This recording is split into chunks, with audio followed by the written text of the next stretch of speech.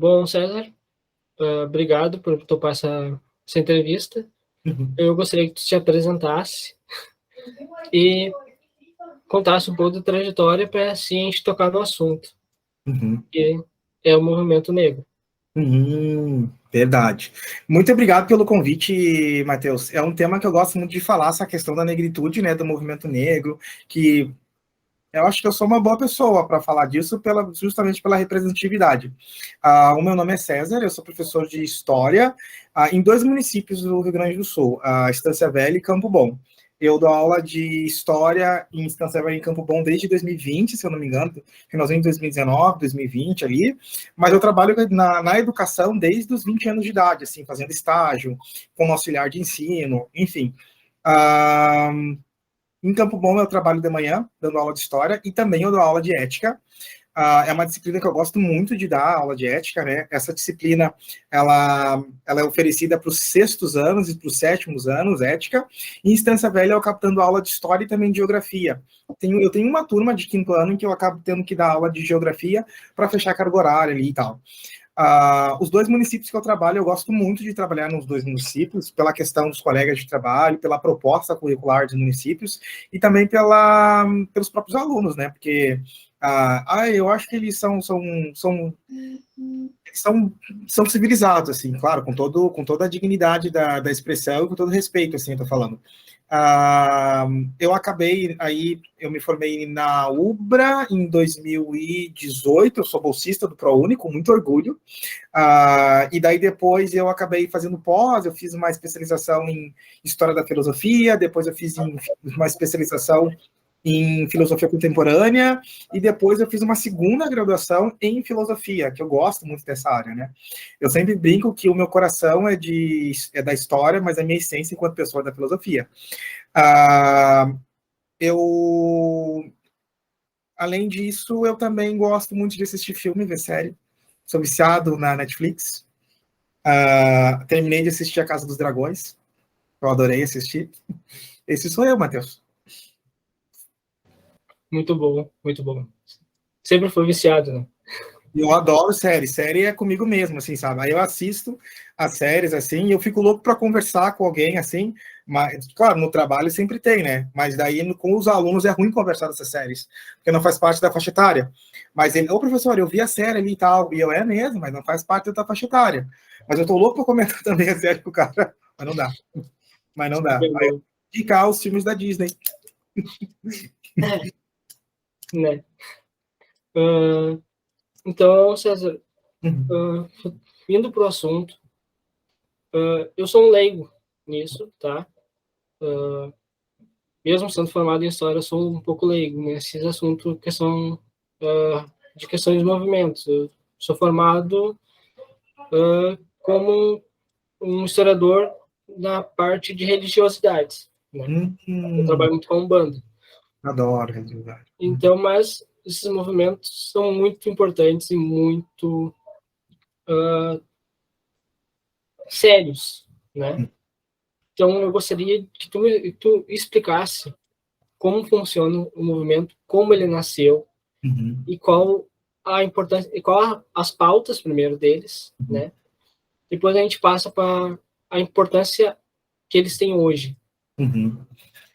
Da questão do movimento negro, né, Matheus? Eu acho assim, ó, o movimento negro para a história do Brasil, claro, a minha visão, é um movimento assim de fundamental importância para construir uma civilização, né? Para construir uma civilização enquanto nação. Porque acho que a gente, em história, é fácil da gente pensar que o Brasil ele é constituído por três etnias, né, Matheus? Indígena, negra e europeia, fato. Só que a maneira em que essas etnias aqui na história do Brasil elas se relacionaram, uma etnia saiu em vantagem e organizou toda a sociedade, e as outras duas etnias ficaram escanteadas. O movimento negro está mostrando isso. Um dos motivos dele, a importância dele, já estou dizendo já. Ele está mostrando como que, de alguma maneira, uma única etnia construiu o Brasil, trouxe uma etnia para cá, uma etnia inteira, e já pegou os povos originários e massacrou num processo de genocídio, assim, olha, fora de série, justificado, fundamentado pela ciência, pela religião, pela sociedade da época. E, de certa forma, os genocídios indígenas estão aí, né? Só a gente vê o que está acontecendo lá na Amazônia. O movimento negro, basicamente, ele quer mostrar isso. Ele está dizendo o seguinte, existem 13 etnias que formaram o Brasil. Uma só é privilegiada. Ah, não, todos somos iguais. Do ponto da lei até dá para dizer. E olhe lá ainda, né? E olhe lá, porque a lei, ela é escrita, mas ela pode ser interpretada de diferentes formas. Mas, enfim. Então, acho que o primeiro ponto da importância do movimento negro, na minha visão, e de acordo com o meu histórico de estudos, enfim, tal, é justamente isso, mostrar que, apesar do Brasil ser formado por 13 etnias, uma é soberana na questão econômica, tem os melhores salários, tem os melhores cargos, é soberana na questão da representatividade, ocupa espaços de poder. Uma dessas etnias montou as leis do Brasil, montou a consciência do Brasil, montou a estrutura de pensamento da nossa nação. Porque estudando, Matheus, a questão do movimento negro, eu cheguei num pensador que é o Fuz Fanon, se eu não me engano, ele é argelino, não vou lembrar agora, e ele fala uma frase muito importante, que é o destino do negro é ser branco, porque para essa pessoa, essa identidade negra, se dar bem na sociedade, vamos dizer assim, ela precisa se embranquecer, ela precisa ser e pensar como branco. Por quê? A identidade do negro, olha que interessante, identidade, pensamentos, sentimentos, emoções, personalidades, ação social, não foi criada pela negritude, foi criada pela branquitude. O movimento negro está mostrando isso, né? O negro, ele foi constituído pela consciência branca. Quem é esse negro na história do Brasil? Ele é aquele cara que foi escravizado, é aquela menina negra que foi violentada, é aquela menina negra que foi usada como mama de leite, é aquele cara negro que foi usado como capataz, né, o tal do capitão do mato, é aquela pessoa que no pós-abolição não teve nenhuma assistência do governo, é aquela pessoa que ajudou a construir o Brasil, mesmo assim não teve consideração nenhuma por muito tempo, é aquela identidade que chegou aqui numa condição já de inferioridade. Inferioridade por quê? Porque para se defender todo o processo de escravização lá, teve que ter várias justificativas, um monte de justificativa que a gente, de certa forma, sabe qual que é, né? Justificativa da igreja, né? Foi uma bula papal que permitiu o processo de escravização na costa da África durante a expansão marítima. Por que eu estou falando isso? Porque eu estou dizendo que quem construiu a identidade do negro, o que é essa identidade? O que é ser negro? Foi as pessoas brancas? O que é ser negro? De um ponto de vista assim de grupo étnico. Aqui no Brasil, ser negro é não ter acesso à saúde, não ter acesso à educação de qualidade, ser os que mais morrem por armas de fogo e por violência. Ah, César, mas tu tá aí falando no teu apartamento de boa e tal. Eu não posso ser colocado como um exemplo de dizer assim, não existe racismo, até pessoas negras se dão bem. Algumas se dão bem, sim. E sempre poucas pessoas negras se deram bem na história do Brasil. O que são os capatazes? Vai chicoteando as pessoas negras, comendo melhor, bebendo melhor, né? Por que eu estou falando isso aí? Porque o sistema racial do Brasil, ele proporciona que um grupo pequeno, que um grupo de pessoas, sei lá, negras, consiga acessar espaços importantes, mas tudo dentro da permissividade da lógica branca. Exemplo, eu pude estudar, fui agraciado com uma bolsa, né? Então eu pude ocupar um espaço, por exemplo, da educação. Eu pude estar aqui falando contigo. Eu posso dizer que não tem racismo, que eu nunca sofri? Balela, né? Tem racismo, sim. Eu fui agraciado por políticas públicas que começaram num governo em 2013, o PT, né? Que hoje é muito demonizado, infelizmente. Então, eu acho que a personalidade negra é essa personalidade que, historicamente, ocupou uma posição de inferioridade. É claro que teve as exceções ali, a gente tem Chica da Silva virando uma dona de escrava, a gente tem aqueles negros que conseguiram fazer uma ascensão social ainda no período da escravidão, como, por exemplo, André Rebouças. É claro que tem as exceções, mas exceção é exceção, não é a regra. A regra da identidade do negro é essa. Não estuda muito, morre com bala perdida. A bala perdida, Matheus. Se eu estiver falando muito rápido, tu me avisa, tá, Matheus? A bala perdida, Matheus. Perdão, não ouvi. Não, tranquilo. Pode seguir. Tô dentro disso assim. A bala perdida, Matheus, ela tem cor, ela tem gênero e ela tem classe. Então, a bala perdida no Brasil, diz, o corpo que essa bala acerta, ela mostra alguma coisa. O negro no Brasil, então, é essa pessoa que não ocupa muitos espaços de importância, é aquela identidade que está sempre em espaços, de certa forma, subalternos. E a própria compreensão da identidade do negro não é uma consciência, a própria compreensão da identidade do negro não é uma elaboração dos negros, porque a cultura africana foi desconsiderada no Brasil, marginalizada, por lei. Então, quem teve que elaborar uma noção de negritude foram as pessoas brancas. O que é o negro? É o do futebol. Então, joga bem futebol. O negro joga bem futebol. Quem que é a mulata, né? A menina negra? Ela é boa de samba. Ela é boa de samba, boa de cama, menos para casar, né? Pra isso não serve. Quem é o negro construído pelo branco é quando ele é aquela pessoa, aquele corpo, quando vai fazer uma novela, ele não vai estar numa posição de protagonista. Ele vai ser ali, no máximo, amigo do protagonista, o engraçado, né? Porque tem que ser engraçado. Ou ele vai ser a empregada. Enfim, são esses os espaços que essa etnia, a branquitude, né? Legou para as pessoas negras. Esses espaços que essas pessoas começaram a ocupar na nossa história, começaram a formar quem elas eram. Então, quando tu vê uma pessoa negra, tu já de imediato pensa, deve trabalhar na limpeza, com todo respeito, claro, a todas as profissões. Um caso do que eu tô falando, não sei se tu acompanhou, foi o da cantora Luísa Souza. Ela estava, tipo, numa festa, a Luísa Souza, e tinha uma mulher negra próximo dela, e ela queria tomar uma água. E ela falou para a mulher negra, pega uma água para mim. Ela nem perguntou se a mulher negra era empregada. Ela simplesmente falou, pega uma água. Por quê? O que a consciência branca estabeleceu como sendo a identidade negra? Serviçal. Pessoa negra numa festa de elite só pode ser serviçal. Me traz uma água. A menina não era serviçal.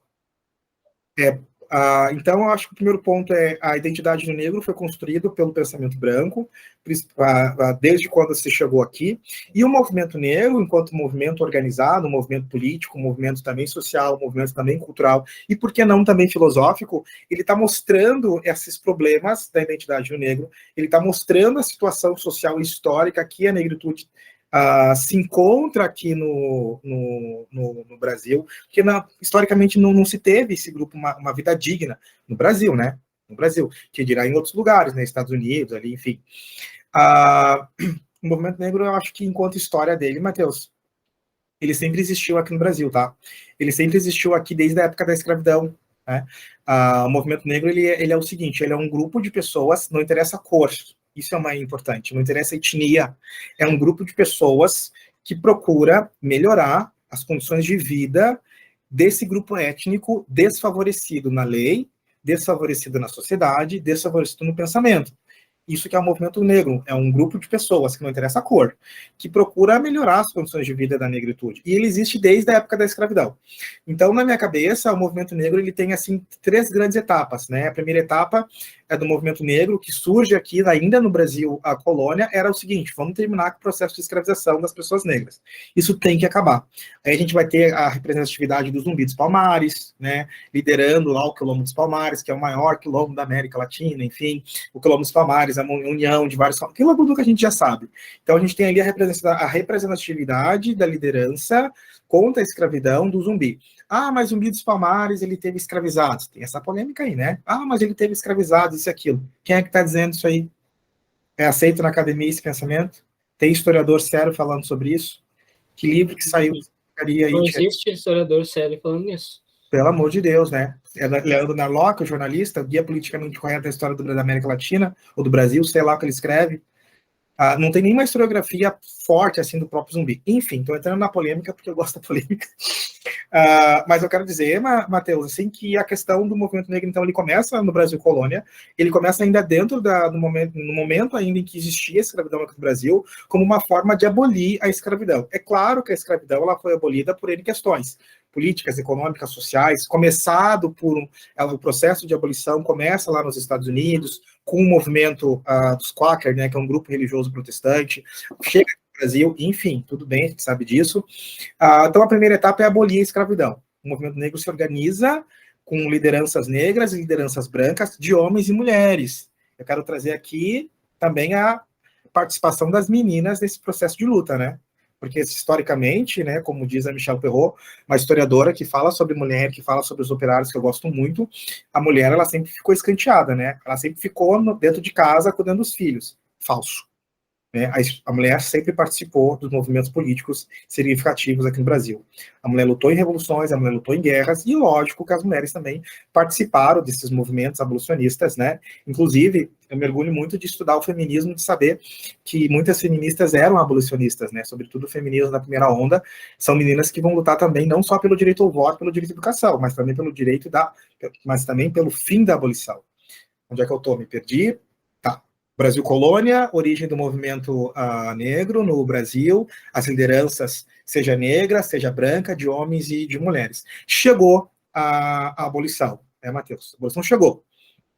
A Lei Áurea, Matheus, é uma lei curta, ela foi uma proposta feita, olha que interessante, por um político conservador. Aí, claro, a gente da história tem meio que um ranço, quando falou em conservador, opa, tem um ranço ali, né? Tem um ranço ali, tudo bem. O termo conservador, ele às vezes a gente interpreta mal ele ali, não vou comprar essa polêmica aqui, mas enfim, foi um político conservador que fez a Lei Áurea. Essa é a verdade. Ele se chamava João Alfredo de Oliveira. O João Alfredo, ele é esse político brasileiro que cria, então, a Lei Áurea, a proposta, e a lei a gente sabe que vai ser assinada pela princesa Isabel no momento em que ela, com o pai dela, o Dom Pedro II, está numa viagem internacional, enfim, e ela assina a Lei Áurea. Tá, chegou a escravidão.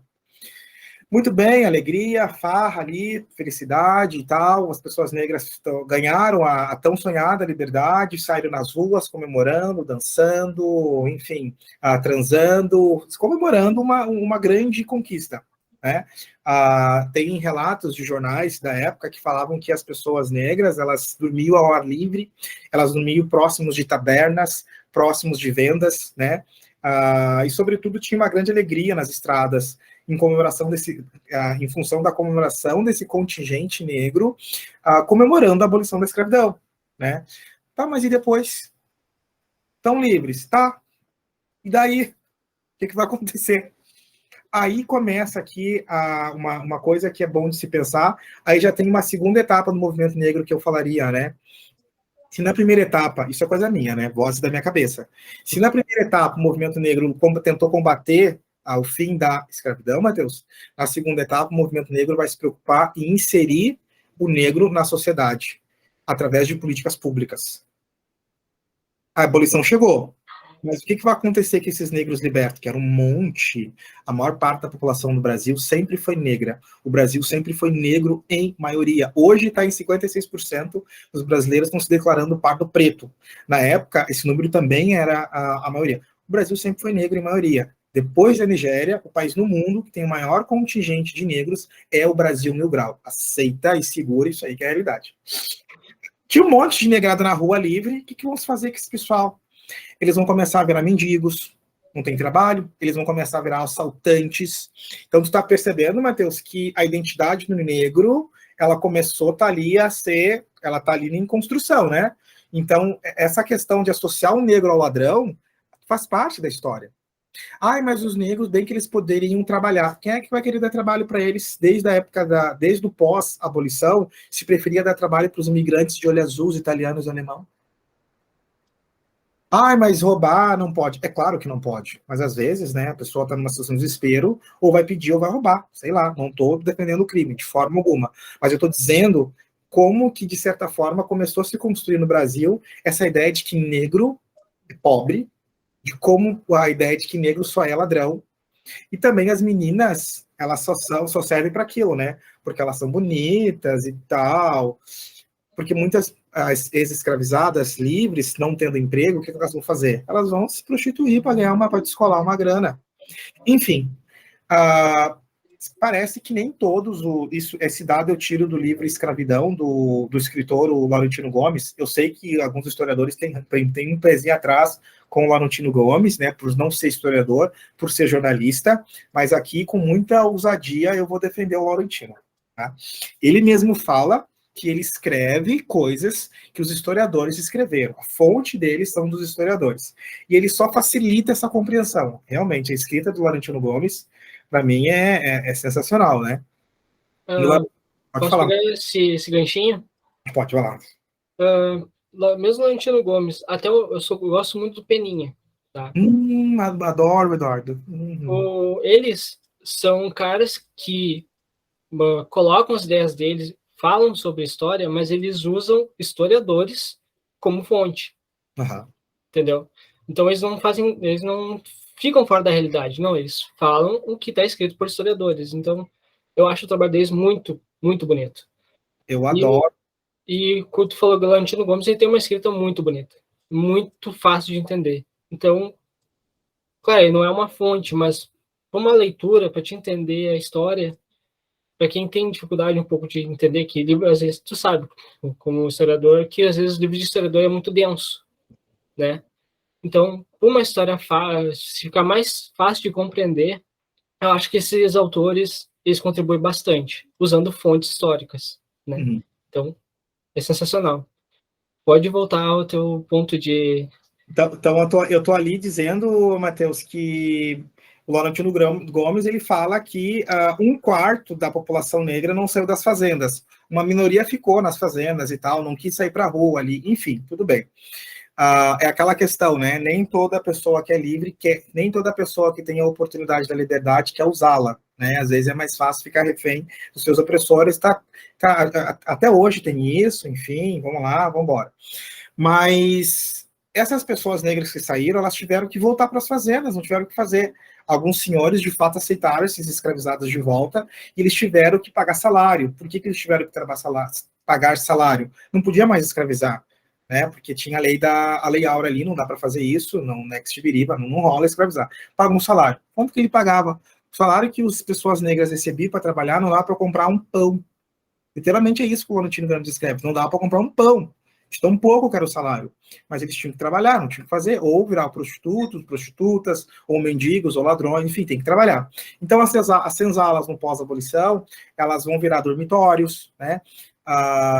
Essas pessoas negras, elas vão ter dificuldade de se inserir na sociedade como um todo. Por quê? Com o pós-abolição, o Estado brasileiro, Matheus, ele vai se preocupar em defender, de certa forma, os interesses dos donos da terra, né? Inclusive, quando a gente fala em processo de abolição da escravidão, a gente sabe o seguinte, que a escravidão ela aconteceu num momento que não iria prejudicar os interesses da maior parte dos fazendeiros.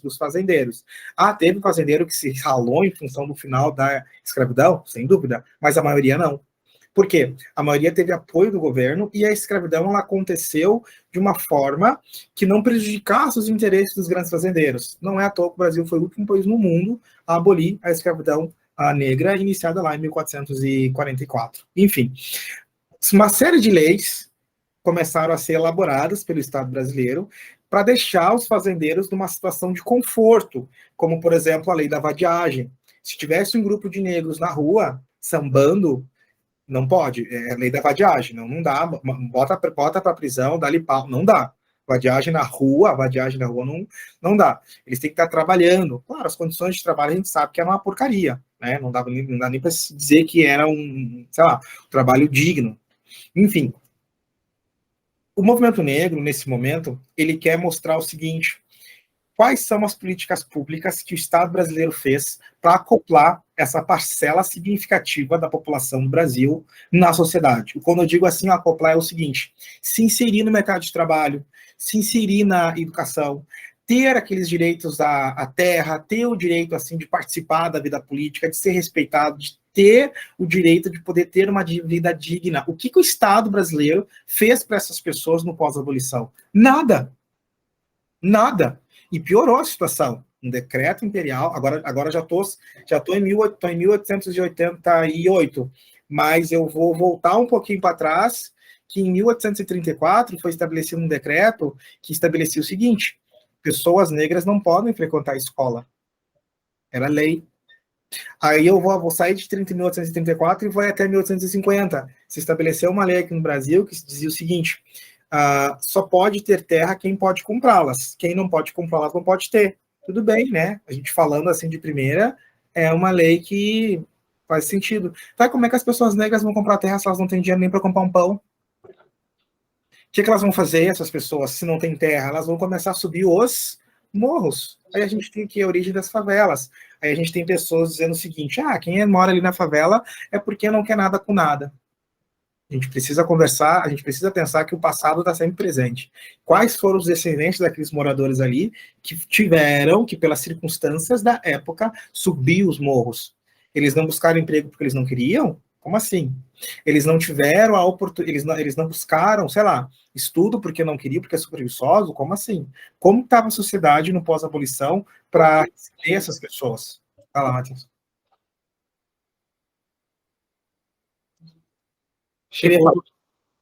Hã? Queria falar, Matheus? Não, aqui já vai entrar o meu amigo. Não, eu posso continuar daí ou... Pode. Tá bom. Se eu estiver falando muito rápido aí, Matheus, tu me avisa. Boa noite, Alto, tudo bom?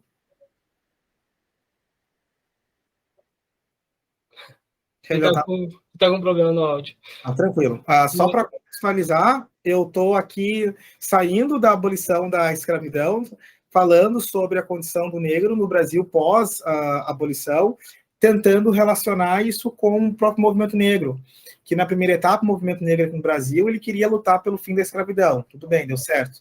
Na segunda etapa, ele está tentando falar o seguinte, olha, a gente precisa inserir as pessoas negras na sociedade através de políticas públicas. É isso que tem que ser feito, não tem o que fazer. Enfim, o tempo foi rolando, novos governos foram chegando, e eu vou me apegar aqui na questão do voto, né? Como é que estava o voto das pessoas negras aqui no Brasil? As pessoas negras vão poder, aqui no Brasil, elas vão poder votar, sobretudo, só a partir de 1934. Até então não dava para votar.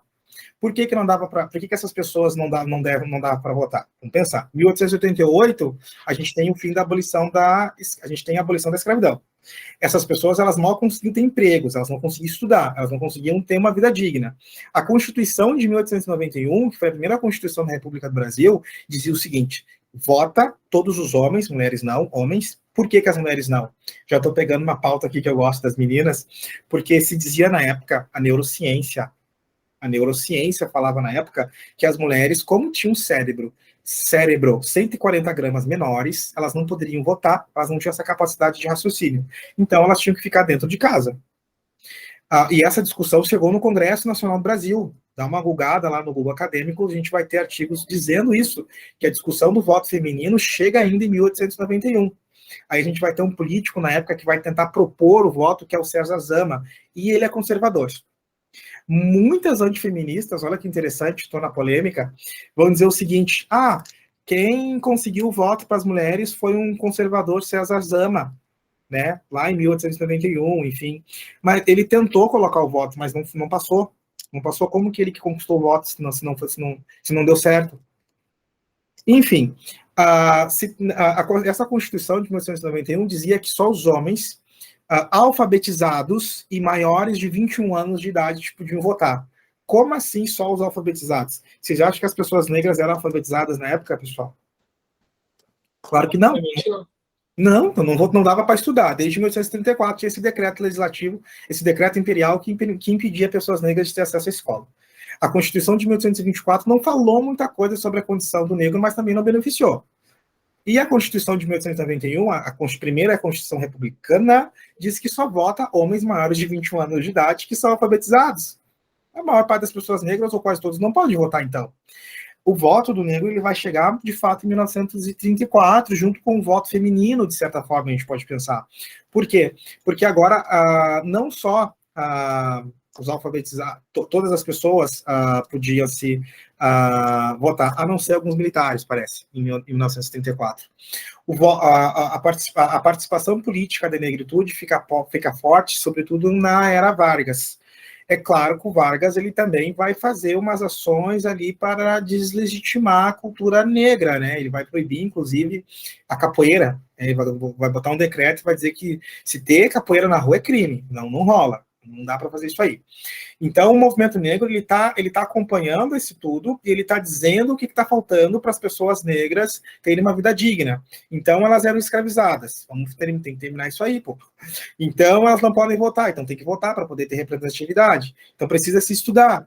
Precisa se ter condições de trabalho adequadas. Claro, aí a gente vai ter o Vargas, cultura política trabalhista, enfim, vai tentar beneficiar. Tá, a gente sabe disso.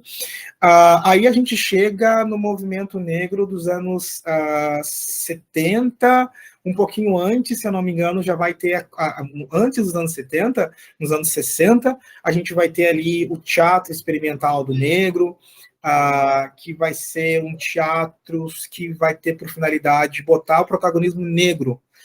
Eu acho que eu só devo estar enganado na data. Eu não sei se o Teatro Experimental do Negro era nos anos 60 ou nos anos 80, mas ele está por aí, entre 60 e 80, está por aí o teatro.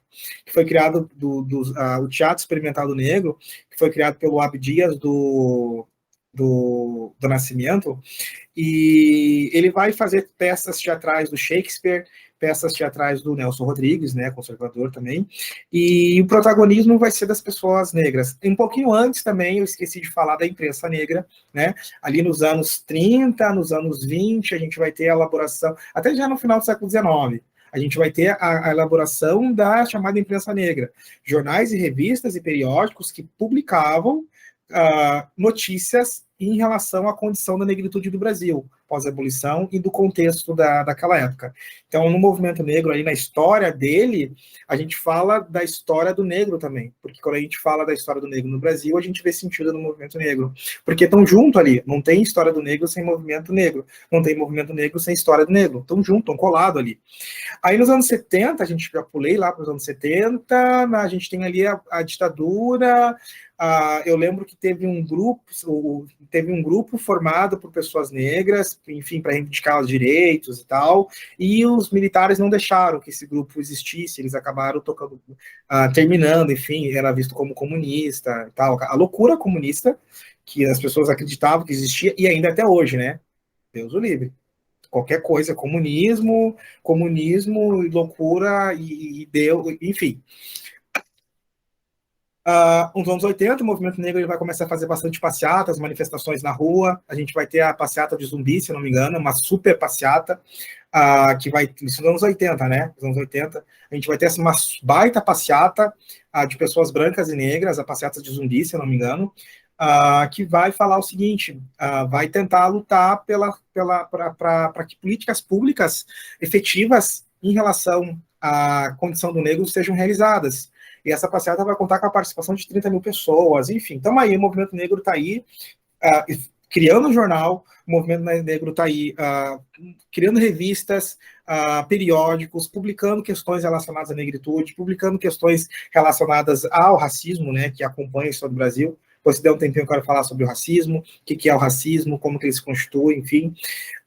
O movimento negro ele vai estar, ele estava ali lutando pelo fim da abolição, ele está lutando para que políticas públicas sejam feitas para colocar o negro na sociedade. Por quê?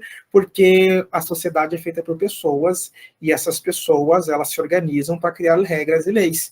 E qual que foi a regra e a lei antes de 2013, antes dos anos 90, que beneficiou de forma efetiva e sistemática a população negra do Brasil?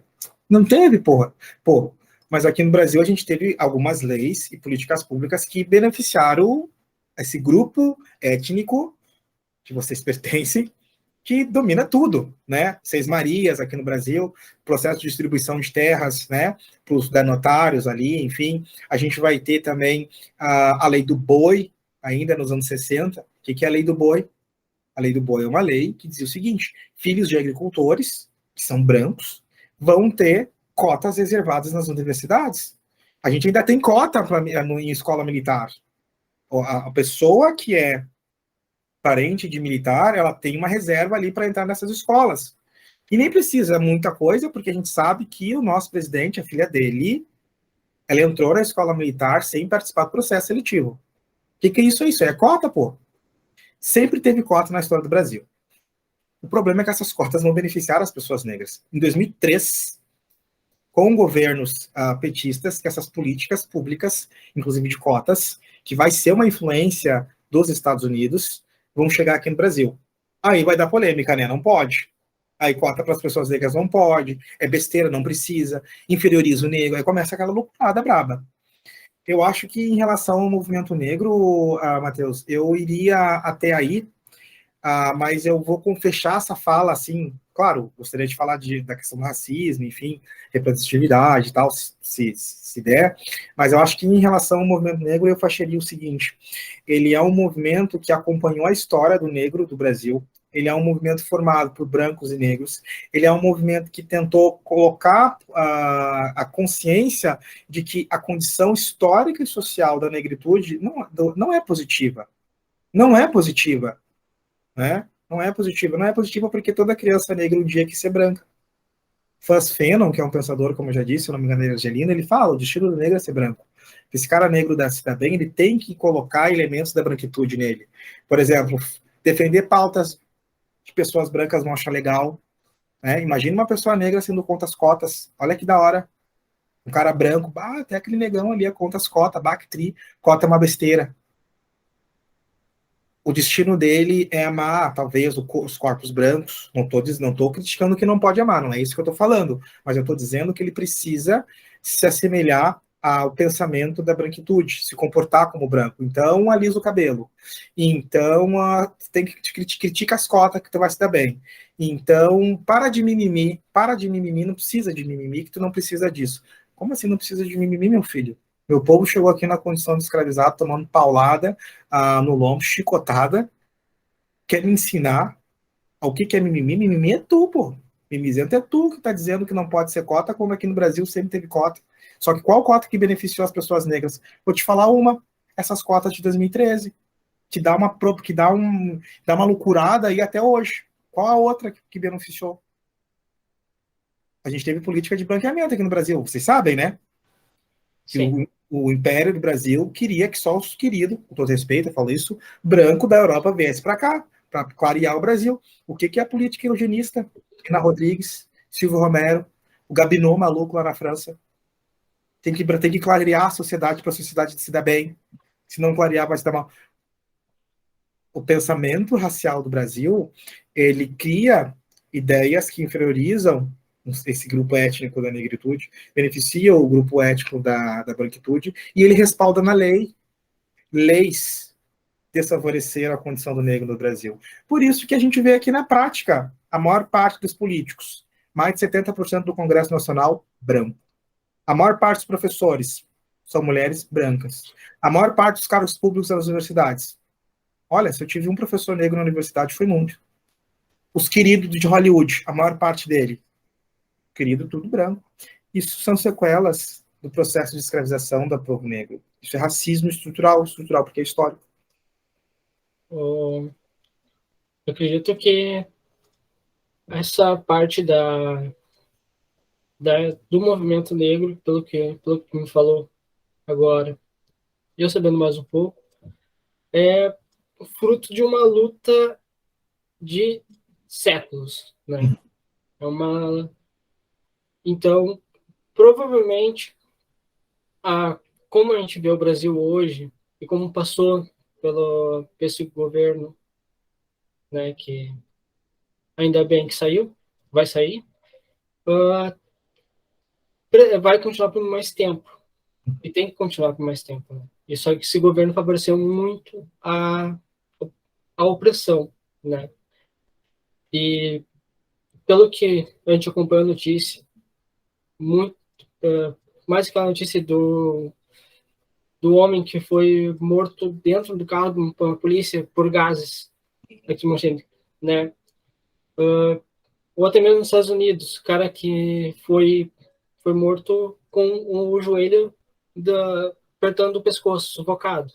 Por causa de 20 reais. Matheus, desculpa te atrapalhar, mas tu já viu a justificativa de quem disse do porquê que o George Floyd foi morto, Matheus? Porque ele tentou trocar uma nota falsa de 20 reais no mercado. Então quer dizer que tentar trocar uma nota de 20 reais é o suficiente para matar uma pessoa? Trocar nota falsa é errado e tem que ser punido. Mas matar é assim que se trata, então? Quantas pessoas... É assim que se faz?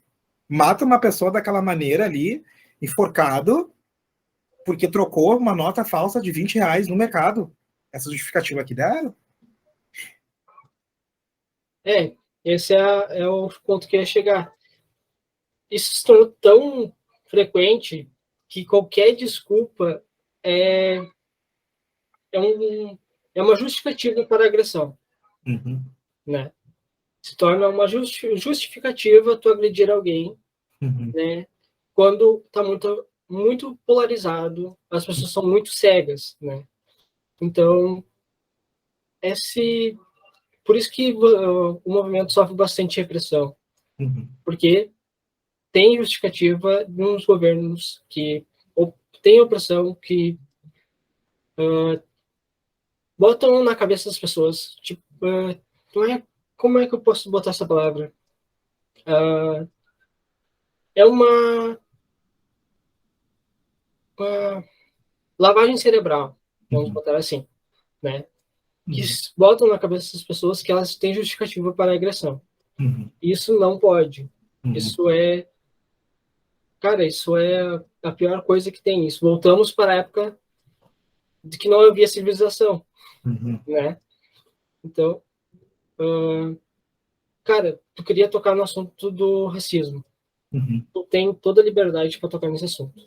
Não, eu vou pegar o gancho ali que você estava falando da questão da justificativa da agressão, né? Que as pessoas hoje criam justificativa para se agredirem, enfim. Eu acho, Matheus, que um dos motivos básicos, assim, é o pensamento. Eu preciso pensar para agir. É muito de. Primeiro eu penso e depois eu ajo. É claro que tem toda a discussão ali, que eu não tenho um pensamento irracional, e aí Freud, e inconsciente primeiro, e depois a gente racionaliza. Mas o fato é que tem que ter pensamento organizado para a gente fazer alguma ação, né? E eu acho que a questão racial, ela está aí no pensamento organizado. Na sala de aula, eu costumo falar do racismo como sendo uma coisa de um pensamento organizado. E os alunos falam, não, professor, racismo é coisa de idiota. Falso. Racismo não é coisa de idiota. Racismo, na história do Brasil, ele é um pensamento organizado, justificado e fundamentado. E ele opera de uma forma consciente e inconsciente. Ainda que a gente não queira ser racista, de certa forma a gente acaba tendo, porque a maneira que a gente aprendeu a pensar sobre um corpo escuro é do tipo, tá de noite, tá de noite. Tá vindo um cara negro ali, vai me assaltar. Ainda que tu não seja racista, que tu não trate mal essas pessoas, mas vai vir algum gatilho ali, vai me assaltar.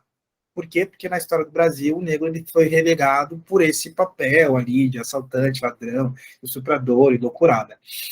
Eu queria falar sobre o pensamento, um dos pensamentos, Matheus, que ajudou a estruturar a história do Brasil, que é o racismo, né?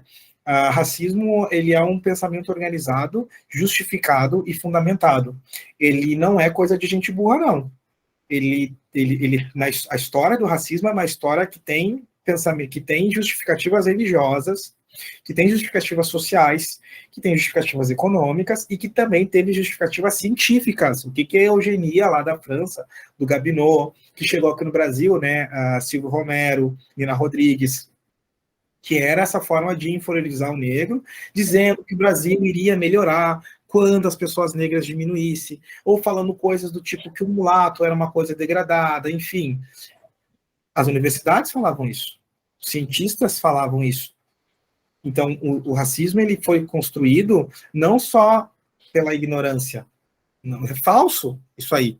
Racismo é coisa de ignorante. Não, racismo é um pensamento que foi organizado por várias justificativas e que ajudou a montar o Brasil. Então, o racismo ele tem vários aspectos. Ele tem um aspecto institucional, ele tem um aspecto individual, ele tem um aspecto estrutural. Claro, tem alguns pensadores que não concordam que essa coisa de racismo estrutural é loucura, é besteira, enfim. Mas ele também tem um aspecto multidimensional e ele tem um aspecto recreativo. Enfim, o racismo ele está aqui construindo a civilização do Brasil. Como que se livra dele se ele é histórico? Aí tem gente da desgraça que vai falar assim, ó, faz uma lei que acaba o racismo. Tudo bem, meu querido, tem a lei contra o racismo aqui no Brasil, desde a lei K.O., mas vai num campo de futebol, vão chamar os caras de jogador de negão macaco. A lei tá aí, mas acabou o racismo, querido? Claro que não. Por quê? Porque o racismo ele não se construiu só na lei, ele se construiu em outras esferas. E para desmontar o racismo, a gente também tem que ir para outras esferas. Não basta ter a lei, mas a gente precisa criar justificativas na religião, porque justificativas raciais saíram da religião. Quem nunca ouviu falar da teoria camítica? Negros são descendentes de Cã, logo são amaldiçoados. o racismo ele se fundamentou dentro das universidades, e que bom que nas universidades, né, Matheus, a gente fala muito sobre uma educação antirracista, porque o racismo ele se fortaleceu dentro também das universidades, dentro também das escolas, né? Agora eu saio do Brasil e vou lá para os States, tá? Eu sei que não é muito bom fazer isso, mas vou me atrever e vou lá para os States. O que era a educação lá nos Estados Unidos com as leis de Jim Crow? Lugar de negro é tal, lugar de branco é tal, e o negro senta no fundo dos ônibus. Os piores lugares para se ocupar nos espaços públicos são de negros. Aí servidor, tem o branco e tem o negro, né? Eu estou na educação ali, eu queria falar daquela foto da menina, né, que, não sei se já viu essa foto, que é uma menina negra, saindo de uma escola e sendo escoltada por, se não me engano, 3 policiais brancos. Já viu essa foto? Já cheguei a ver. Essa foto é muito famosa, o nome da menina me saiu da cabeça, mas essa foto ela faz parte do contexto da luta pelos direitos civis dos negros nos Estados Unidos para frequentar escolas de brancos. Claro que eram escolas que tinham uma estrutura, de certa forma, melhor. Os pais dessa menina falaram que não iam mandar os filhos para as escolas. Como que os filhos dela vão estudar com uma pessoa negra? Olha que absurdo. Se pensava na época, né? E hoje, o que é o absurdo? O absurdo é fazer uma cota. Para que cota? Cota para quê? Que é besteira? É todo mundo igual. Não precisa de cota, tá? É todo mundo igual. É sério que é todo mundo igual, querido? É sério que tu vai para esse caminho que todos nós somos iguais? Na lei a gente tem que ter. Tá, mas lei é aberta à interpretação. Por que eu estou falando isso? Porque o racismo ele pega também esse aspecto institucional. O racismo institucional, agora eu vou citar o Silvio de Almeida, que é um pensador, ele é formado em Direito, ele também tem estudos na área da filosofia, enfim, que eu gosto bastante dele, que ele escreveu um livro chamado Racismo Estrutural, e ele diz que o racismo ele também é institucional, porque as instituições, como por exemplo as escolas, também foram permeadas pela essa lógica de racialização dos corpos, do tipo assim, quem tem direito a aprender e quem não precisa aprender. O racismo ele é institucional porque as famílias agora, núcleo familiar, ensinam as pessoas a se interpretarem também pela cor da pele. O que são as piadas que saem no churrasco? Não, mas tudo bem, é só piada, eu não sou racista. A gente já sabe que tem o racismo recreativo. O que é o racismo recreativo? São piadas racistas que ainda continuam existindo, só que agora são legitimadas porque é humor. Eu quero o direito de fazer piada racista. E se tu me tirar esse direito de fazer piada racista, tu tá cortando a minha liberdade. Viva a liberdade. Eu quero te chamar de negrão, mas é brincando. É brincadeira. E se tu não gostar, tu é um ignorante ditador. É o que estão falando agora. O que é esse racismo? É o racismo recreativo. Ele vem na forma de piada. Então ele faz uma piada do tipo assim, o que uma mulher negra e um carro, o que uma mulher negra e um carro quebrado estão esperando? Um macaquinho. É uma piada. Tem gente que ri disso. Claro, o racismo ele não é só institucional, porque ele está nas instituições sociais. O que é instituição social? Lugares públicos que formam cidadãos sociais. O Congresso Nacional, por exemplo, as escolas, as famílias, as universidades, as igrejas também. Mas ele também tem esse lado recreativo, está na brincadeira, tá? É só brincadeira. Tem vários amigos negros, ok? Tudo brincadeira. Ele é recreativo, ele quer aparecer pela piada, ele é multidimensional. Aí que começou a loucurada braba. Porque ele está em todo lugar. Então, ele está na cultura, ele está no comportamento das pessoas. Então, olha, se tu... não veste essa camisa aí porque é camisa de negrão. Botou uma camisa ali hip hop, para que é de negrão, não faz isso. Cultura é isso, comportamento. Administrar o comportamento, administrar o pensamento. Vamos numa roda de samba, Matheus. Vai eu e tu. Tá, quem é que tem que sambar na roda? Vai o César é negro. Logo o César tem que saber sambar. Um pouquinho, peraí. Se eu gostar de rock and roll. Como é que fica? O racismo, então, ele tá na cultura. Não tá errado, tá? Se gostar de rock não tá errado. Não tá errado. Se for ver a história do rock, quem começou foi uma senhora que tocava guitarra. E era negra. E tocava bem pra caramba. Nossa, não sabia. Aham. Nossa. Não, mas eu fiz a reflexão do tipo assim, que as pessoas negras não precisam saber sambar. Elas podem gostar de rock. As pessoas negras não precisam saber jogar futebol bem. elas podem ser perna de pau. Por quê? Porque essas questões são questões do racismo cultural. Como um corpo negro precisa pensar e se comportar na sociedade. O racismo ele também vai para a questão da própria organização da política do Brasil, né? Então, os homens que estão no poder, criando leis, montando as regras, que todo mundo vai obedecer, qual a cor deles, né? Então, se tu é um presidente aqui no Brasil, quantos presidentes negros no Brasil a gente teve? Um só, o Nilo Peçanha. O Nilo Peçanha ele não era tão pretinho, né? Por que eu estou falando isso aí? Porque o racismo ele também está nessa questão de ocupar lugares importantes na política. Ocupando lugares importantes na política significa que tu está tendo poder para regrar a vida das pessoas. O racismo ele também está, de certa forma, ele por muito tempo ele teve na ciência. O racismo ele está na história do Brasil, como eu já falei, né, da Constituição, da sociedade brasileira, pelo trabalho afro ali e tal, e que de muito tempo não foi valorizado, que negro não tem alma, não sabe pensar. Na filosofia, racismo também está na filosofia. O Hegel, que ele vai falar, não tem história na África. Os povos africanos não fizeram história. Por quê? Porque ele não se parece com os europeus.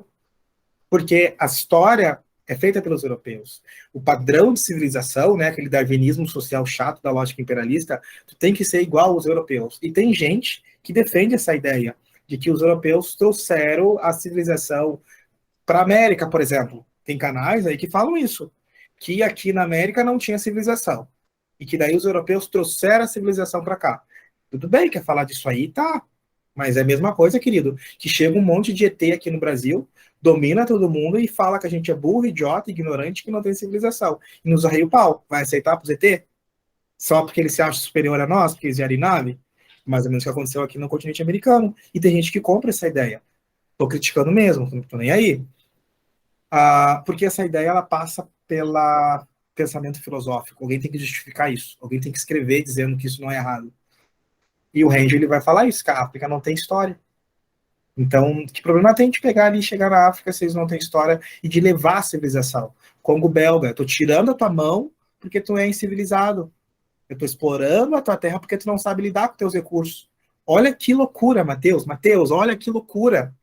Hoje, se tu falar do movimento do MST, e se o MST, Matheus, invadir a tua casa, aliás, invadir as tuas terras, aquelas terras que não são apropriadas, que não são utilizadas, isso está na Constituição, né? As terras que não são utilizadas têm que ter um caráter social para elas. Então, se um membro do movimento do MST invade esse tipo de terra, ele vai ser tratado como um terrorista marginal. Um membro da MST se invade terra, ele é tratado como um terrorista marginal. Mas olha que legal que o pensamento racista fez.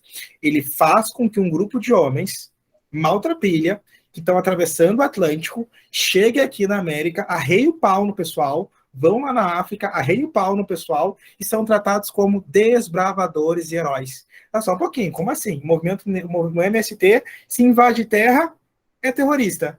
Os europeus se invadem a terra da América e da África, são desbravadores trazendo a civilização. Não estou entendendo essa conta. Não está fazendo sentido na minha cabeça. Matemática não fecha. Um é herói e o outro é terrorista. Um é visto como superior porque tem armas melhores, né? Tem essa ideia de que os europeus, eles eram superiores, tinham armas melhores. Tá, então dá um monte de...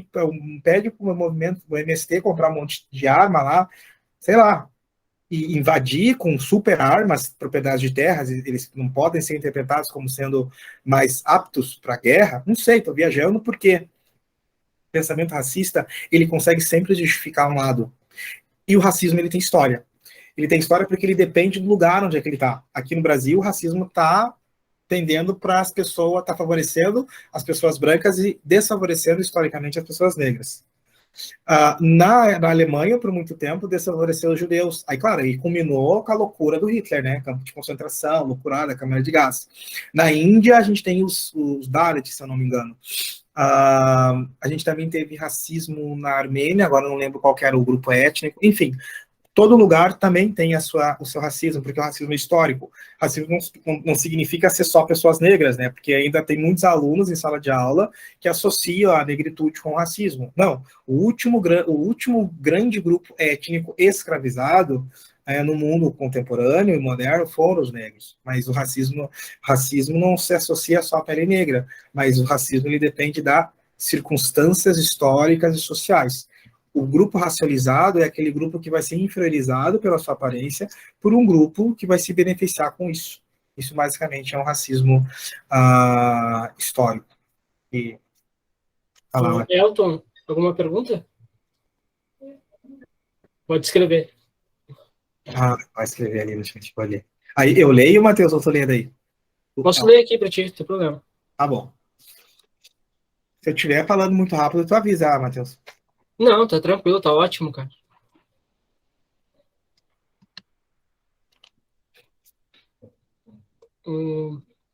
E também, Matheus, eu cheguei no que eu gosto muito do movimento feminista, né?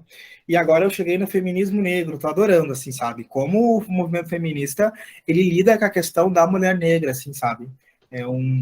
Claro, ainda tô engateando ainda nessa parte, mas eu já tô adorando muito estudar, né? Porque quem é o último pilar da sociedade brasileira? O sexo radical, que é a mulher negra. Ela é o outro do outro. Se a Simone de Beauvoir fala que a mulher é o outro, o segundo sexo, a mulher negra ela é o outro do outro. Ela é como o terceiro, o quarto, sei lá. Ela tá na base ali e tal. Que é esses estudos assim que eu tô fazendo sobre o feminismo negro tá me abrindo essa porta, assim, sabe? Esse livro que eu te falei, que eu te mandei foto, que eu tô lendo, também ele. Tu me mandou acho que pelo WhatsApp, mano. Aquele lá pelo WhatsApp, né? Eu já ouvi falar daquele livro lá, muito bom. Ele fala também de como eram as obras dos historiadores antes, entendeu? De falar sobre a história da escravidão, né? Ele bota muitos exemplos. Ele critica bastante essa parte. Uhum. Aí ele também vai para frente e coloca como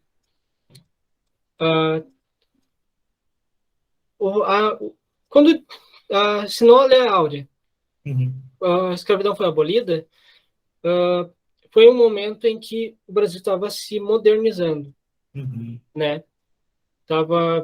Tinha linhas férreas, tinha eletricidade, estava tudo modernizando e a escravidão não estava mais de acordo com aquele momento, né? Foi bem o que tu falou, foi de acordo com os interesses daquela época, com o tanto que tu ganhava naquela época.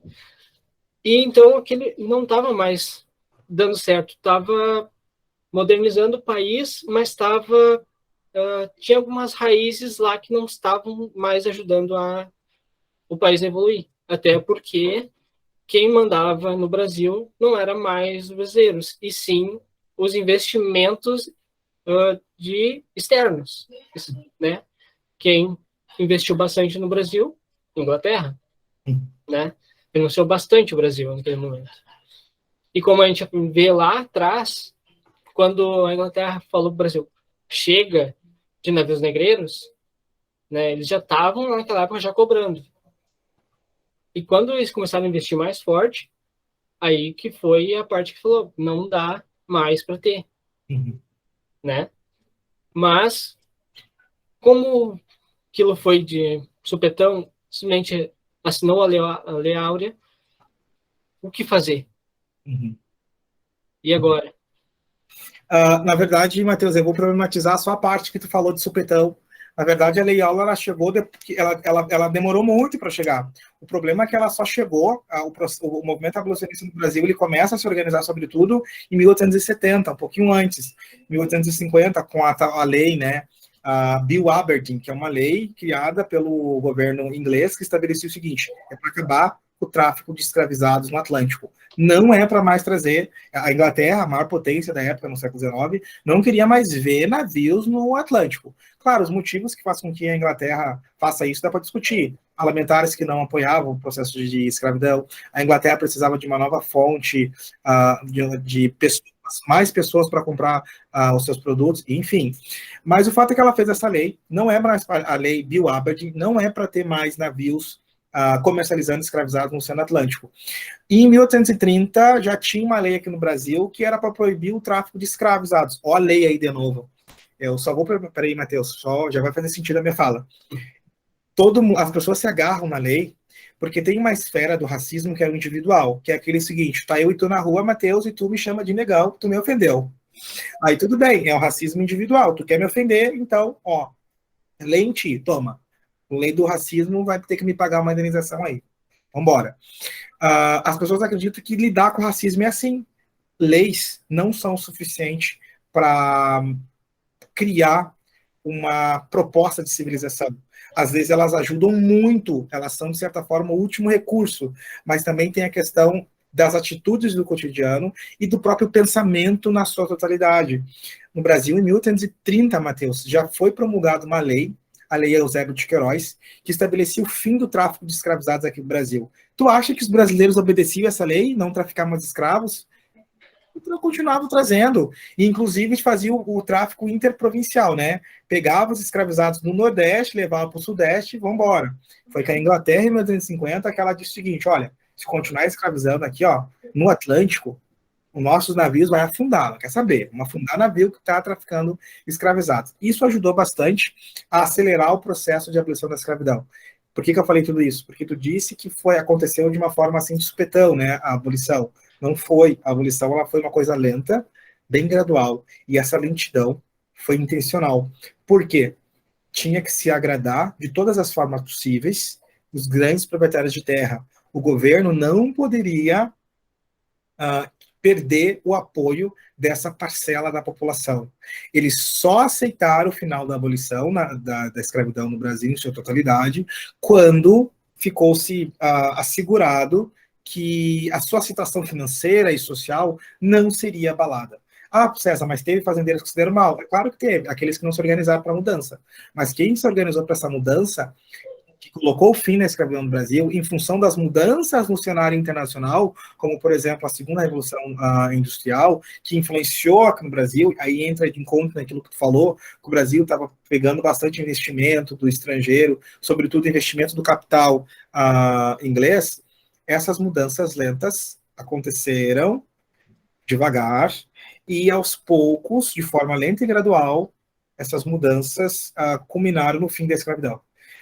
A escravidão no Brasil ela chegou no momento que não prejudicou os grandes fazendeiros. Ainda assim, eles ficaram incomodados ainda, né? Ficaram incomodados do tipo assim, isso faz parte da nossa cultura, é da tradição do Brasil, né? O negro é os pés e as mãos do senhor de engenho. Você vai mudar isso? O mundo sempre foi assim, né? Por que tu quer te modernizar? Mas a abolição da escravidão ela foi um processo lento. O processo de abolição da escravidão aqui no Brasil ele é resultado de anos, ele começa exatamente em 1870, e dizem que é um pouquinho antes, né, mas ele culmina em 1878. Aí o movimento abolicionista ele vai contar com a participação de homens livres, brancos, né, a gente tem Joaquim Nabuco escrevendo a favor da abolição da escravatura, a própria representatividade dos negros escravizados, né, fazendo revoltas, rebeliões, invadindo a casa grande, não querendo trabalhar, se matando como uma forma de não aceitar a escravidão. Aí a gente tem, né, o movimento abolicionista no Brasil, que vai ser de acordo com as mudanças internacionais encabeçadas pela segunda Revolução Industrial, ali da Inglaterra. Essas mudanças vão chegar aqui no Brasil. O trabalho escravizado não vai mais se acoplar com a lógica capitalista. Por quê? Muitas pessoas que criticam o capitalismo dizem o seguinte: o sistema escravocrata ele é um produto, a escravidão negra moderna ela é um produto do sistema capitalista.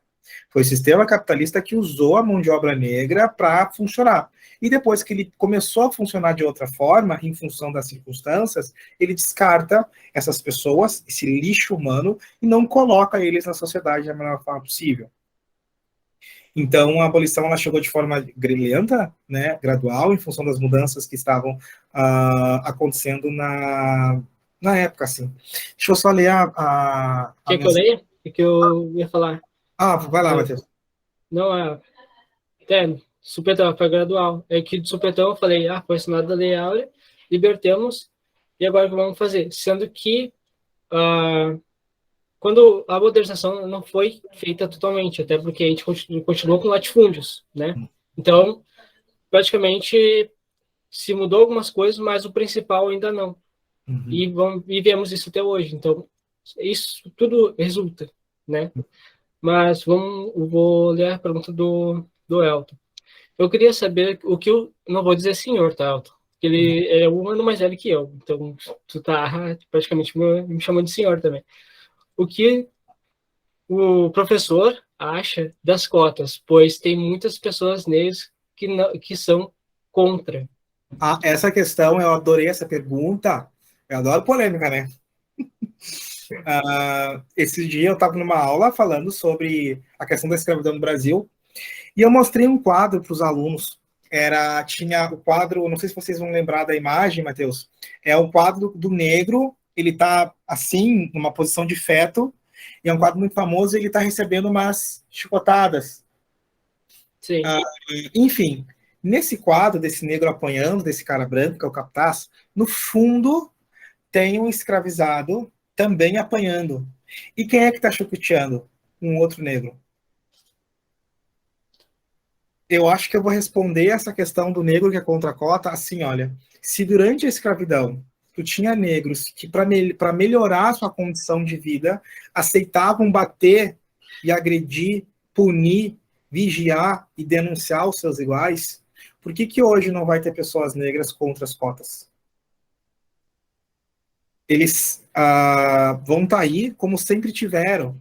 É claro, não quero usar o termo capataz, né, o capitão do mato, não estou falando isso, mas eu estou dizendo se na escravidão a gente tinha já negros que denunciavam tentativas de fuga, se na época da escravidão a gente já tinha pessoas negras que batiam em outros negros, para quê? Buscar melhores condições de vida. Olha o raciocínio de um aluno meu que eu achei sensacional. Prof, pior que faz sentido. Ele está batendo para não apanhar. Faz sentido? O negro que é contra as cotas, lembra que eu falei que o destino do negro é ser branco? Ele tem que colocar a voz branca dentro dele para ele ser melhor aceito? Pensa assim, vocês dois, a gente está num lugar em que a maior parte das pessoas que têm acesso à internet talvez são de pele clara.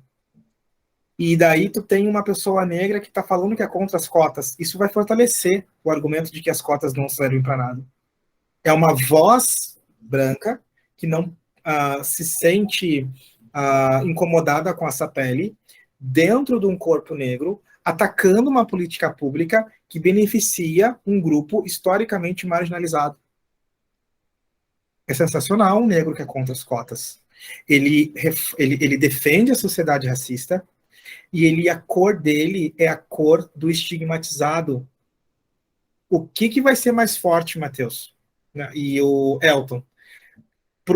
Para a estrutura racista do Brasil, um branco que critica as cotas ou um negro que critica as cotas?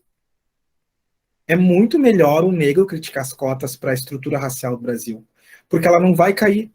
Porque a pessoa que foi estigmatizada e que precisa aceitar essas cotas para ter melhor condições de vida e de acesso, ela está dizendo o seguinte: eu não preciso. Eu não preciso porque eu fui eleito num cargo político. Então todo mundo é capaz de ser eleito num cargo político. Fala sério, né? Eu não preciso, porque eu cursei uma faculdade. Então, todo mundo, se quiser, hoje em dia vai em curso uma faculdade. Um pouquinho. Esse negro que é contra as cotas, ele, para mim, ele trabalha a serviço da própria estrutura racial do Brasil. Ele é uma voz branca num corpo escuro. Ele é aquela pessoa negra que, de certa forma, conseguiu um espaço para ter uma ascensão social e se beneficiar. Logo, ele acredita que todo mundo pode chegar no mesmo lugar que ele. Mas o meu maior argumento sobre essa questão do negro contra as cotas é que ele é um presente para a estrutura racista do Brasil. E essa voz negra que é contra as cotas, ela legitima a maior parte da população do Brasil não ter acesso à saúde de qualidade, à educação de qualidade, ele legitima a maior parte dos presos do Brasil terem a pele escura, ele legitima a maior parte das mulheres negras serem as que são menos amadas, mais estupradas, mais assassinadas, ele legitima toda aquela população negra das periferias que morrem de bala perdida. Por que ele legitima? Não precisa de política pública estatal. Todo mundo pode chegar em qualquer lugar. As pessoas brancas chegaram em lugares de posição porque se esforçaram. Te esforça, negrão. A meritocracia.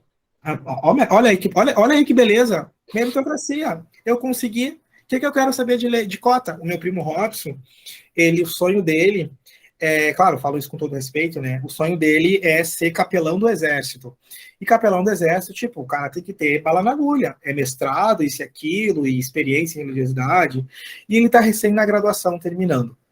Então, tu imagina o seguinte, ele é negro. Ele mora na Restinga, na periferia. Ele trabalha vendendo doce com muita dignidade. Tu acha que ele vai conseguir fazer frente? É claro, vai ter os méritos dele, ele tem os méritos dele. Mas para ser capelão, pega aquele cara que estudou em Roma a vida toda, lá no Vaticano, na puta que pariu. Pega aquele cara que conseguiu pagar um mestrado bom, que a família dele já deu uma condição para ele pagar o mestrado. Meu primo vai ter que entrar no mestrado. Ou ele passa em primeiro lugar para ganhar uma bolsa, ou ele pode ser favorecido pelas cotas. Mas sabe o que ele é? Sabe o que ele é, Matheus? Ele é contra as cotas. Sério? E sim, porque ele falou que ele não precisa disso, que isso inferioriza as pessoas negras. E tem esse argumento de que as cotas inferioriza o negro. Tem esse argumento de que todos somos iguais. Falso. É mentira. Não temos as mesmas capacidades. Agora vou ser cancelado. Na sala de aula, a gente entra e é falso dizer, todos os alunos têm a mesma capacidade. Não. Tem alunos que, são mais aptos no raciocínio. Por que? Não sei. Por exemplo, eu sempre tive mais aptidão para história, mas agora me bota nas aulas de matemática ou de português para ver a miséria que eu sou. Sou muito esforçado, mas mesmo assim não tenho tanta facilidade, porque essa ideia de que a gente é diferente, e que bom que a gente é diferente. Então, se a gente é diferente, falar que todos somos iguais na hora de concorrer a uma vaga é um equívoco aí. Porque da onde que eu estou saindo para concorrer àquela vaga pública e da onde que o Matheus está saindo? Qual é a casa do Matheus? Qual que é a renda salarial do Matheus? Qual que é o histórico de vida do Matheus? Qual que é a história da família do Matheus? Qual que é a história das minhas famílias? Qual que é a cor da pele do Matheus? Qual que é a cor da pele do César? Isso tudo vai contar na hora de estudar. Mas nada a ver duas pessoas negras, né? Um exemplo, né?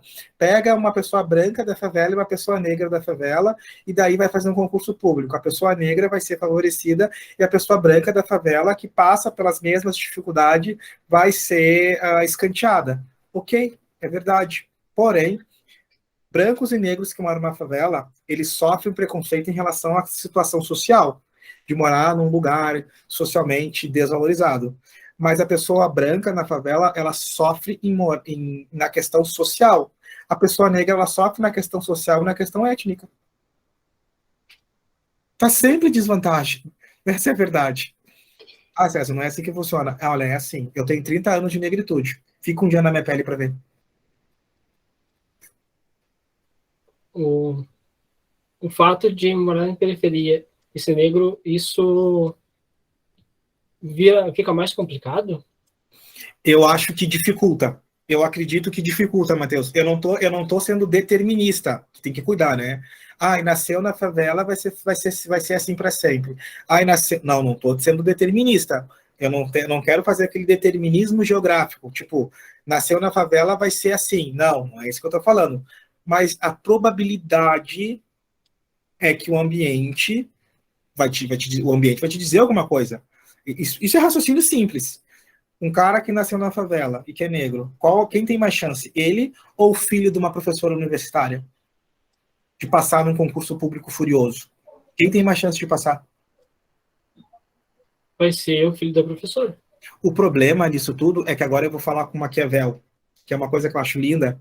O Maquiavel, ele fala o seguinte, quando ele escreveu O Príncipe: quem deve governar? O Maquiavel fala o seguinte: quem tem virtude e quem também tem sorte. Quem deve governar é quem consegue tomar o poder, manter e não perder. E o Maquiavel fala o seguinte: o plebeu, ele pode governar? O Maquiavel fala: é claro que o plebeu pode governar. Só que para ele chegar na corte para poder governar, ele precisa ter mais virtude. Por isso que eu valorizo a Anitta. A Anitta, ela saiu do buraco lá da cidade dela, quando eu digo buraco, na questão social não tão favorecida, e conquistou o mundo. Ela tem muito mais virtude do que muitas pessoas que vieram de uma condição positiva. Porque o Maquiavel, ele fala: o plebeu pode chegar na corte? Claro que pode, mas ele tem que ter mais virtude. A pessoa da favela pode chegar em cargos importantes? Sem dúvida, e deve, mas ela vai precisar ter mais virtude. Por quê? Porque o lugar de saída dela já é mais atrasado, então ela vai precisar correr mais. Queria entrar num ponto interessante contigo. Uhum. Tô sendo curioso, tá? A parte, assim, é difícil, assim, uma pergunta pra ti. É difícil tu ver hoje um negro milionário? Hoje, É, eu acho que não é tão difícil como foi no passado, né? sim, isso que eu queria entrar contigo. Que hoje tem bastante acesso, né? Uhum. Mesmo tu tendo um pouco de internet, tu consegue ter acesso a bastante ferramentas. E quando tu tem uma criatividade legal, tu consegue acender, Sim, né? mas eu vou te provocar. Lembra que eu te falei que o racismo ele tem mais uma estrutura cultural, Matheus? Uhum. Eu vou te provocar. Me diz um negro rico aqui no Brasil, um exemplo. Uh, de rico, eu não tenho em mente. Um negro rico internacional aí, que vem na tua cabeça. Geralmente são os atores de Hollywood, né? Que são Ah, milionários e tem empresários, me que eu diz, não vou lembrar. me diz o nome de um empresário negro de sucesso. De um médico famoso negro. De um professor de Harvard negro. De um cientista super renovado negro. De Eu um. saberia te dizer um médico famoso negro, Uhum. mas eu não lembro o nome, mas ele tem um filme bem emocionante na Netflix. De um filósofo super famoso negro. De um pianista, chefe de orquestra muito famoso, negro. De um dono de TV negro. Uma emissora negra. De um dono de uma emissora que é negro. Agora, Matheus, me fala o nome de futebol, o jogador famoso negro de futebol. Aí vamos entrar numa questão que eu não entendo nada de futebol. O nome de um cantor de funk famoso aí, negro. Cara, posso te dizer o que eu conheço. Vai lá. Pop, Michael Jackson, Uhum. tá?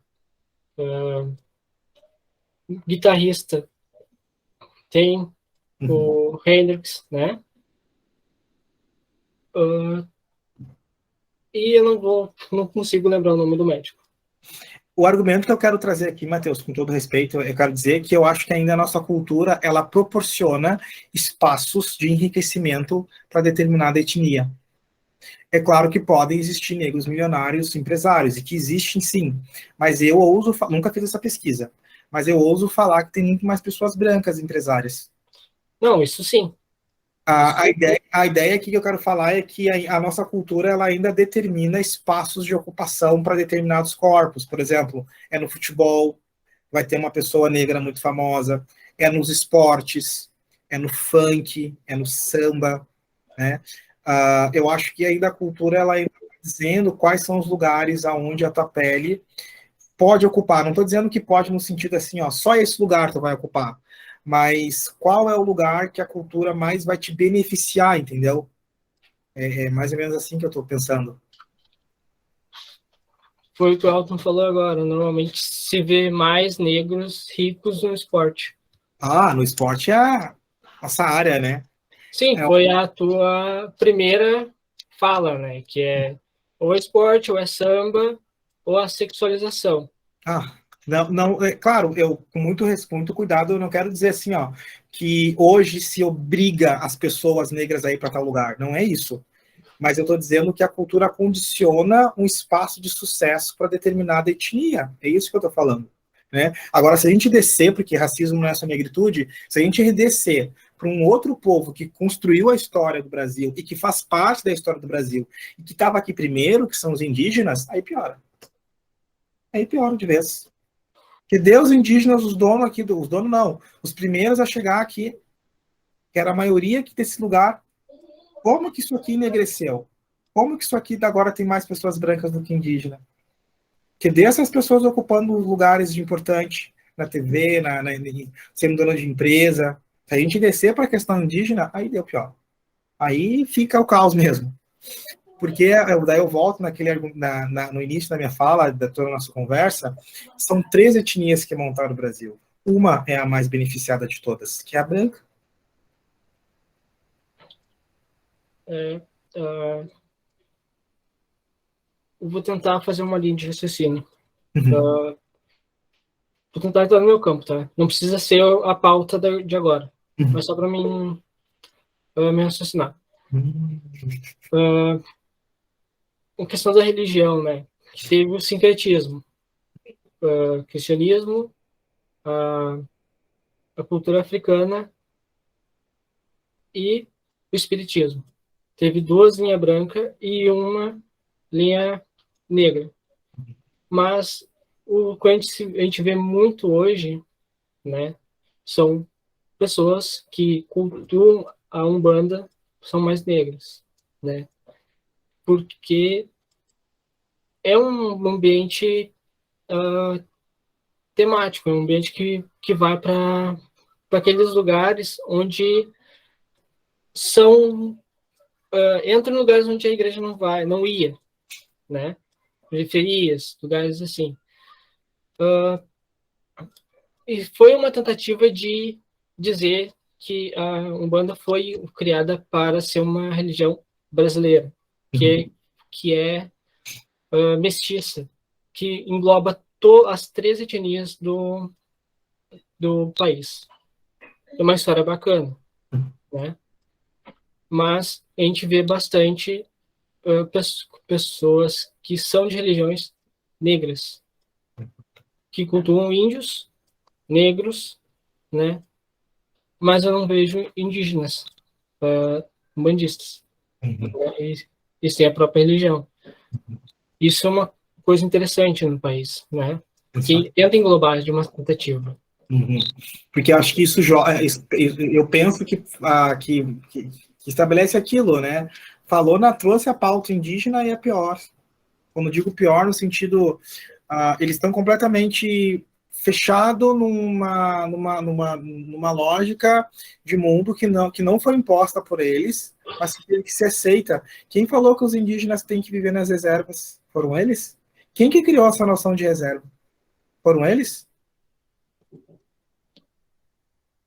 Eu acho que botou os indígenas aí só pior. Às vezes eu me pergunto assim, ó, os indígenas criaram as reservas indígenas. Reserva é uma coisa que é de reserva ali, é reservado. Como que eles saíram do lugar de dono de tudo para um lugar de reserva? Quem é que fez isso? Quem é que organizou isso tudo? Pois então. O Elton falou aqui, estava vendo a história da Banda Racionais. Eles começaram logo após a ditadura militar e vendo a história deles, tu vê nítido o preconceito racial desde o início da história deles, até hoje. Eu vi esse documentário, Elton. Não sei se chegou a ver, Matheus. Não cheguei a ver. Matheus, o documentário tá sensacional. Tá sensacional. Claro, mostra a história do grupo dos Racionais desde o início, enfim, quando eles eram novinhos, lá com 17 anos, o Mano Brown, bem magrinho, até quando eles estouraram, enfim, mas com o álbum aquele Vivendo no Inferno, alguma coisa assim, e só que eles vão fazendo um paralelo com a questão da negritude, né? O tempo inteiro a história deles se relaciona com o movimento do hip hop, do rap e tal, mas eles também vão trazendo a questão da negritude no Brasil. E ali na ditadura, quando chega ali os militares no poder, como eu falei, o movimento negro ele ficou muito fraco, porque grupos negros de negros foram impedidos de se organizar, de certa forma, porque eles eram vistos como comunistas, né? Então o movimento negro se enfraqueceu bastante durante a ditadura dos militares no Brasil. Mas eu indico esse documentário dos Nacionais, é maravilhoso de assistir, assim, é muito bom. E outro também que eu também, também indica é assistir o Panterinha, né? Panterinha Negro 2 é sensacional, não sei se vocês assistiram o primeiro e o segundo. Eu assisti o primeiro. O segundo tá. Eu tô bem no momento que eu tô estudando o feminismo negro, empoderamento da mulher negra e tal. Então, são 3 protagonistas negras no Pantera Negra, né? A irmã do Pantera, a Okoye e a a menina famosa ganha Oscar lá, a Lupita, são as protagonistas, mais a rainha, né? Então é um filme que mostra questões de imperialismo, questões de raciais, questões de confronto, questões de empoderamento, né? O que é um empoderamento? É quando grupos sociais desfavorecidos ocupam espaços de poder. Então são mulheres negras. Então tu imagina, né? O último perfil de identidade que ocupa a nossa pirâmide social, que é a mulher negra, é a protagonista do filme, né? São 4 mulheres negras, estão na condição de protagonista, e ainda o filme me larga ali, ó. Tem uma cena em que 2 integrantes do exército das Dora Milaje, do exército lá das mulheres negras de Wakanda, elas são um casal lésbico. Então, tu imagina que o filme ele veio para bloquear. E de vez, né? São mulheres negras e entre elas tem 2 lésbicas. Aí deu. Aí fechou, bane esse filme, cadê demônio? Bane, cadê demônio? Elton, tem mais alguma pergunta?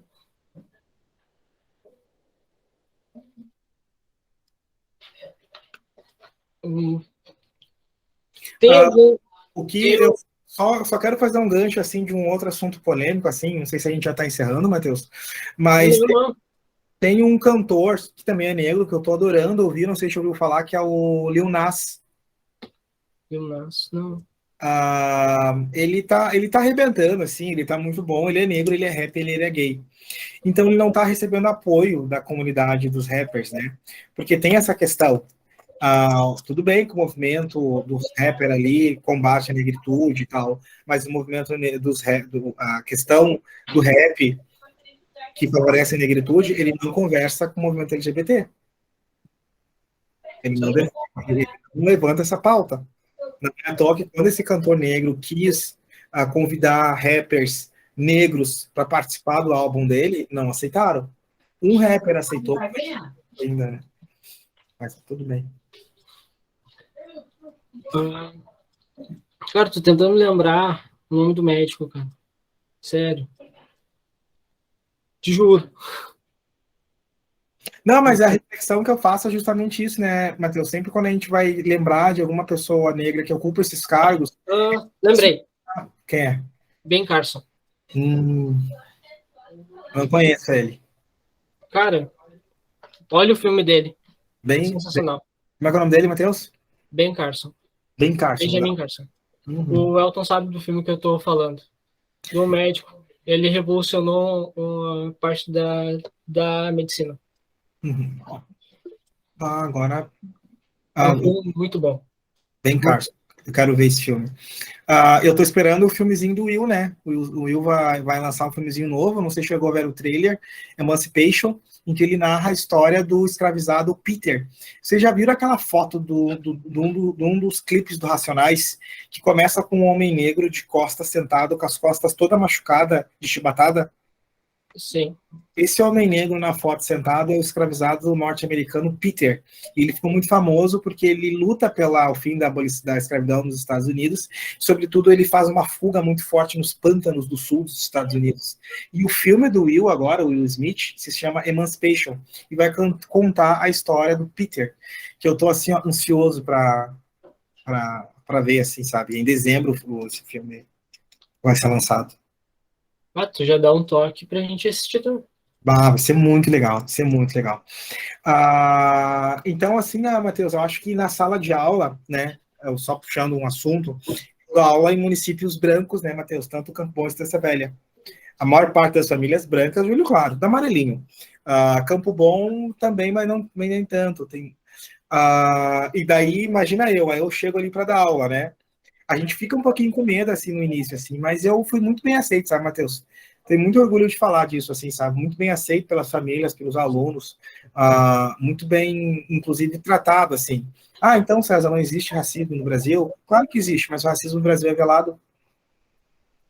Não estou dizendo que eu já passei por alguma situação ou senti alguma situação de racismo, mas não é porque eu fui bem aceito nesses municípios que eu posso dizer não existe racismo no Brasil. Não é isso. Não é porque eu fui bem aceito, sou muito bem tratado, muito bem respeitado, que eu vou negar toda a existência do racismo, né?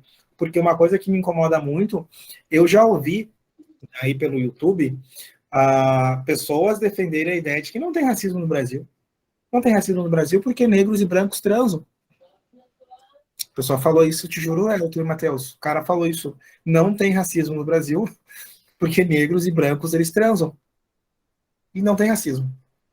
E eu pensei, que desgraça. Então, na época da escravidão, não tinha racismo ali.